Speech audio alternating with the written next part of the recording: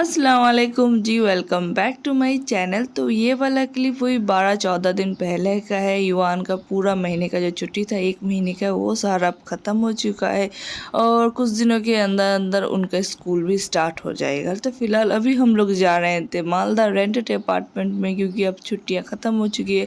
अब स्कूल में एडमिशन कराया जाएगा और बुक्स वगैरह सारा लेने हैं और बहुत सारा छोटा मोटा भी काम है युवान के स्कूल से रिलेटेड। तो अभी हम लोग जा रहे थे मालदा और पूरा 1 महीना कैसे गुजर गया बिल्कुल पता नहीं चला। बिल्कुल पूरा रमज़ान में हम लोग ने इधर गुजारा। आई थिंक 12-13 रमज़ान हम लोग मालदा पे गुजार के उसके बाद आ गए थे और यहाँ पे पूरा रमज़ान जो था और वो भी गुजारा, ईद वगैरह भी की और अम्मी अब्बू के घर भी उधर गए थे और वहाँ से वापस भी आ चुके हैं और अभी हम लोग जा रहे हैं मालदा। और इंशाल्लाह कल से हमारा जो डेली वाला रूटीन है वो सारा भी स्टार्ट हो जाएगा। और इस दफ़ा मालदा मैं और मेरी ननद हम दोनों इकट्ठे जा रहे हैं, क्योंकि ईद के कुछ दिनों बाद मेरी ननद भी आई हुई थी मेरे ससुराल, मतलब अपने अम्मी अब्बू के घर। तो वही हम दोनों का प्लान ही था कि इकट्ठे हम लोग निकल जाएंगे मालदा के लिए, क्योंकि उनका भी बच्चे का स्कूल स्टार्ट हो जाएगा 2-3 दिनों के अंदर अंदर और युवान का भी स्कूल स्टार्ट हो जाएगा। और मतलब अगर कुछ दिन पहले जाएंगे तो घर वगैरह भी क्लीन करनी है, क्योंकि पूरा 1 महीने से घर बंद पड़ा है और क्लीनिंग करने में भी टाइम लगेगा। और निकलते वक्त हम सारे ही इमोशनल थे, क्योंकि बच्चों के छुट्टियों में ही हम सारे इकट्ठे होते हैं। मैं, मेरी बड़ी वाली भाभी और मेरी ननद, हम सारे मतलब इकट्ठे होते हैं। वरना भाभी तो चाचल पे रहती है, हम लोग मालदे पे रहते हैं। अपने अपने बच्चों के पढ़ाई लेके इतनी ज़्यादा लाइफ बिजी और स्ट्रगलफुल हो जाती है कि वक्त ही नहीं मिलता कि हम सारे मतलब उतना ज़्यादा मुलाकात नहीं होती। तो जब लंबी छुट्टी होती ना, जैसे समर वेकेशन, एग्ज़ाम के बाद वाला या फिर पूजा वेकेशन, उसी में ही हम सारे इकट्ठे होके मतलब 20-25 दिन इकट्ठे गुजारते हैं। बहुत ज़्यादा मज़ा आता है। तो फ़िलहाल अभी हम लोग निकल रहे हैं मालदा के लिए और 1 हफ्ते के बाद भाभी भी निकल जाएंगी चांचल के लिए। निकलते निकलते बहुत लेट हो चुका था। आई थिंक 10:30 के दरमियान वक्त हो चुका था निकलते निकलते। और प्लान तो यही था कि 8 या 8:30 के दरमियान निकल जाएंगे, पर वही जी पूरा महीने रहे थे तो बहुत सारा लगेज वगैरह भी था और प्लान भी था कि डिनर भी करके निकलेंगे। तो डिनर वगैरह करते करते लेट हो चुका था, इसलिए आई थिंक 10:30 के दरमियान हम लोग निकले थे और रास्ते पे एक जगह रुके हम लोग पेट्रोल वगैरह भी भराए थे। तो पूरा 1 घंटा लगा था हमें मालदा पहुँचने पे। मतलब थोड़ा बहुत जो पेट्रोल वगैरह वही में ही टाइम लगा था। और ऐसे नॉर्मली 1 से 1.5 घंटा लगता है, पर रात का वक्त था और पूरा रोड खाली था, तो इसलिए हम लोग 1 घंटे में मालदा पहुंच चुके थे। तो 11:30 आई थिंक टाइम हो रहा था। उसके बाद जी सारा लगेज वगैरह हम लोगों ने निकाले और रात को सिर्फ मैंने बेडशीट चेंज करके हम लोग सो गए थे। और अगले दिन पूरा दिन गुजर गया था घर क्लीनिंग करने में। सिर्फ किचन क्लीन करा, घर क्लीन करा, बैल्कनी वगैरह क्लीन करा, विंडो वगैरह क्लीन करा। मतलब पूरा दिन गुजर गया था कल का सिर्फ क्लीनिंग में।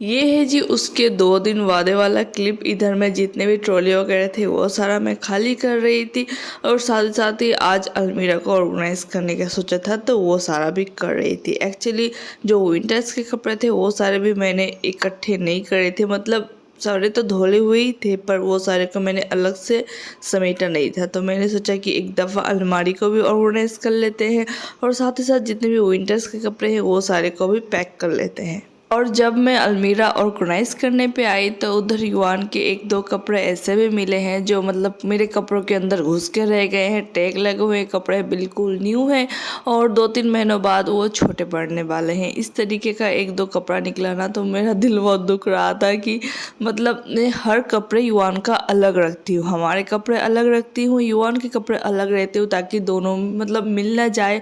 और युवान के कपड़े छोटे छोटे रहते हैं ना, तो वो इधर उधर घुस ना जाए। पर फिर भी मतलब एक आध कपड़ा इधर उधर चले जाता है तो वही मिल जाता है, तो बहुत ज़्यादा दर्द दुख लगता है कि नहीं ये भी पहनाया नहीं गया और ये भी रह रह के छोटा पड़ गया। साथ ही साथ युवान जनाब को मैंने इधर टीवी पे बिठा दिया था, क्योंकि वो मुझे तंग कर रहा था। तंग तो नहीं, वो मेरा हेल्प करने के लिए आ रहा था और हेल्प की जगह मेरा काम को और भी बढ़ा दे जा रहा था। तो इसलिए मैंने उसे टीवी पे बिठा दिया और इधर मैं सारे ही मतलब थोड़े बहुत अलमीरा भी ऑर्गेनाइज कर रही थी और ट्रॉली में जो कपड़े वगैरह थे वो सारे भी खाली कर रही थी, और साथ ही साथ जितने भी विंटर्स के कपड़े थे मेरे हस्बैंड के, युवान के, वो सारे को भी अलग कर रही थी। अल्हम्दुलिल्लाह से सारे कपड़े मैंने धो के रखे थे, तो इस दफ़ा सिर्फ सारे को फोल्ड करके बैग में डाल दिया। इतना लंबा वक्त गुजर गया, मैंने एक भी ब्लॉग यूट्यूब पे पोस्ट नहीं करा था, क्योंकि मतलब पहला एक हफ्ता तो मेरा दिल ही नहीं कर रहा था कि मैं कोई ब्लॉग शूट करूँ, मैं कैमरा लूँ या फिर मैं फ़ोन लूँ। मतलब मेरा दिल कुछ भी नहीं करने को कर रहा था, ना एडिट करने को कर रहा था, ना वॉइस ओवर देने को कर रहा था। दिल कर रहा था कि एक हफ़्ता रेस्ट ले लेती हूँ या फिर एक हफ़्ता छुट्टी ले लेती हूँ, उसके बाद इसे काम स्टार्ट करेंगे। तो पहले तो एक हफ्ता तो ऐसे युवान का मतलब स्कूल में एडमिशन और घर क्लीनिंग और सारा कुछ समेटना वो सारा चला, उसमें ही सब थोड़ा बहुत क्लिप मैंने ले लिया था, तो वो सारा को मिक्स करके मैं ये ब्लॉग अपलोड कर रही हूँ। और एक हफ्ता तो उससे गुजर गया, और अगला हफ्ते से कुछ गेस्ट भी आए थे घर पे और वेडिंग वगैरह भी था, और युवान की पढ़ाई भी बहुत ज़ोरों शोरों से स्टार्ट हो चुकी थी, तो वो सारा कामों में वक्त नहीं मिल रहा था मुझे ब्लॉगिंग एडिटिंग करने का या फिर शूट करने का, आप कुछ भी कहें। तो बस जी वही छोटा छोटा क्लिप जो था मैंने उस सारे को मिलाकर मिक्स ब्लॉग मैंने बना दिया है, और इंशाल्लाह से अब से प्रॉपर ब्लॉग में डालना स्टार्ट करूँगी। कुछ दिनों पहले हम लोग अपने एक रिलेटिव के उधर गए थे, तो उसी का ये छोटा सा क्लिप है। उधर एक कैट था बड़ी सारी वाइट कलर की, और ये एक तोता था। ये वाला तोता ना खेल भी रहा था और ये बोल भी रहा था।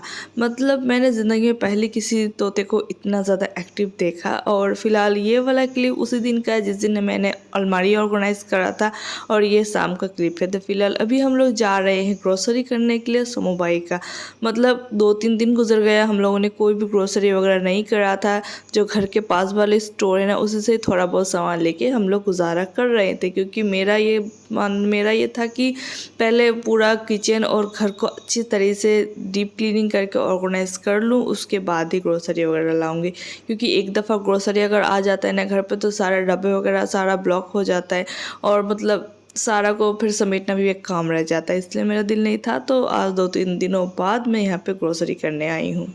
ग्रोसरी वगैरह करके हम लोग घर आ चुके थे, और यहाँ पे युवान अपना पिगी बैंक लेकर बैठा था। एक्चुअली ये वाला पिगी बैंक ना वो पिछले 6 महीनों से आई थिंक कलेक्ट कर रहा था, और अब जाके ये भर चुका है, तो वो इसे तोड़ रहा था। और इसमें बहुत सारे 1 रुपये के कॉइन, 5 रुपये के कॉइन और 10 रुपीज़ के भी कॉइन थे, और माशाल्लाह से युवान ने बहुत सारा पैसा भी इकट्ठा कर लिया था। और उसके बाद जी मैं और हस्बैंड निकल गए थे स्मार्ट बाज़ार, क्योंकि मुझे ना स्टील के ट्राईप्लाई कढ़ाई चाहिए था, एक मीडियम से थोड़ा बड़ा साइज़ मुझे चाहिए था। तो एक दिन मैं गई थी ना स्मार्ट बाज़ार, तो रैंडमली कुछ काम से तो मेरा नज़र पड़ा था, तो मैंने सोचा कि जब नेक्स्ट दफ़ा आऊँगी तब लेके जाऊँगी। तो वही मैं और हस्बैंड जा रहे हैं कढ़ाई लेने के लिए।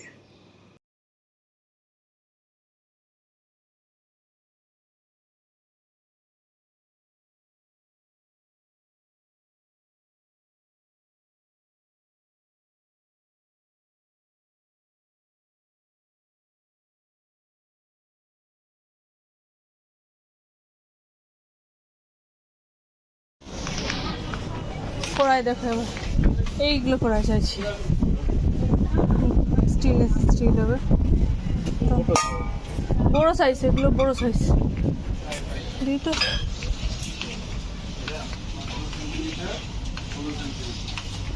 ভালোই লাগছে না এগুলো, ভালোই আছে। ये है जी नेक्स्ट डे। कल जो हम लोग गए थे स्मार्ट बाज़ार, मुझे जो कढ़ाई वगैरह लेनी थी तो वो मुझे मिली नहीं, और मैं ये लेके आई हूँ आइसक्रीम का मोल्ड। एक्चुअली हुआ ये था कि जो कढ़ाई मुझे चाहिए था, जिस साइज़ में मुझे चाहिए था, उस साइज़ का कढ़ाई तो अवेलेबल था, पर उसका लिड अवेलेबल नहीं था, इसलिए मैंने नहीं लिया है। और मैंने सोचा कि ऑनलाइन से ही ऑर्डर कर दूँगी, और मुझे ये आइसक्रीम का मोल्ड मिल गया था, तो मैंने वो लेके आ गई थी, क्योंकि अब समर भी आ चुकी है और मुझे आइसक्रीम भी बनाना था घर पर युवान के लिए। तो इधर इधर मैंने ड्राई फ्रूट्स, मखाना, दूध और बनाने को थोड़ा सा दूध दे के मिक्सी पे बिल्कुल पेस्ट बना लिया था और उसे मैं अभी छान रही हूँ, ताकि एक भी अगर कोई भी ड्राई फ्रूट का टुकड़ा वगैरह रह गया ना तो आइसक्रीम के अंदर, तो युवान का तो मतलब वो खागा ही नहीं, वो इधर ही छोड़ देगा। तो इसलिए मैं सारे को छान रही थी और जो मोटे मोटे पार्ट्स थे ना उसके मैं अलग से अपने लिए या फिर भाई के लिए अलग से सेपरेट बना लूँगी एक आइसक्रीम। तो इधर मैंने सारे ही पेस्ट को छान लिया था और मैंने टोटल 1 लीटर दूध इस्तेमाल करा था। हाफ लीटर दूध को पेस्ट बनाने में इस्तेमाल कर रहा था और हाफ लीटर दूध तो इस वाले हांडी में उसी में ही रखी हुई है। तो मैंने सारे पेस्ट को ये दूध वाला बर्तन में डाल दिया था और सारे को मैंने एक बॉयल देना है और थोड़ा बहुत शुगर वगैरह ऐड करना है अपने टेस्ट के अकॉर्डिंग। बॉयल करना बिल्कुल ऑप्शनल है, अगर आप चाहें तो करें या फिर ना चाहें तो ना करें, कोई मसला नहीं है। और अगर आप चाहें तो आप पहले ही हांडी में जो दूध है ना उसे बॉईल करते वक्त शुगर ऐड कर सकते हो और उसमें आप हांडी को छोड़ दो ताकि वो रूम टेम्परेचर पे आ जाए। उसके बाद ये जो हम लोगों ने क्रीम बनाया है जो ड्राई फ्रूट का और मखाने का, वो सारा ऐड करके मिक्स कर देना और सारे को आइसक्रीम बना लेना। तो इधर मैंने शुगर ऐड नहीं करा था और मैं सिर्फ शुगर ऐड करने के लिए ही मैंने दूध को थोड़ा बहुत गर्म करा था और जिसमें ड्राई फ्रूट्स वगैरह थे ना तो बॉईल करते वक्त वो नीचे थोड़ा सा लग गया था। इस वजह से मैंने सोचा कि नहीं, बॉईल नहीं करना से ज़्यादा बेटर था।